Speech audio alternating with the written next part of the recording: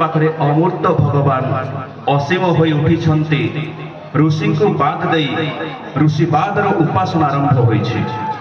ଭାରତ ଯଦି ଭବିଷ୍ୟତ କଲ୍ୟାଣକୁ ଆବାହନ କରିବାକୁ ଚାହ, ତେବେ ସମ୍ପ୍ରଦାୟଗତ ବିରୋଧ ଭୁଲି ଜଗତର ପୂର୍ବ ଗୁରୁମାନଙ୍କ ପ୍ରତି ଶ୍ରଦ୍ଧାସମ୍ପନ୍ନ ହୁଅ।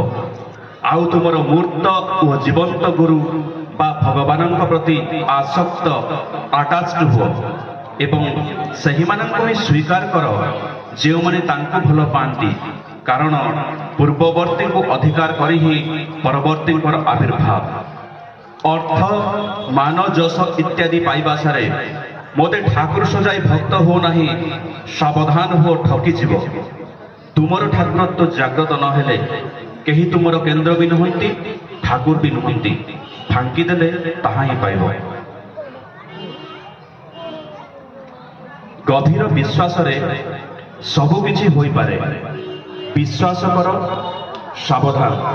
ଅହଙ୍କାର, ଅଧୈର୍ଯ୍ୟ ଓ ବିରକ୍ତି ନ ଆସେ। ଯାହା ଚାହ ତାହା ହିଁ ପାଇବ।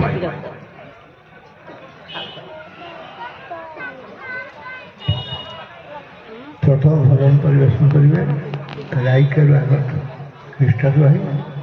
ଦ୍ୱିତୀୟ ଭଜନ ପରିବେଷଣ କରିବେ ଭଞ୍ଜନର ସ୍ୱର ପରି ରାଜକ।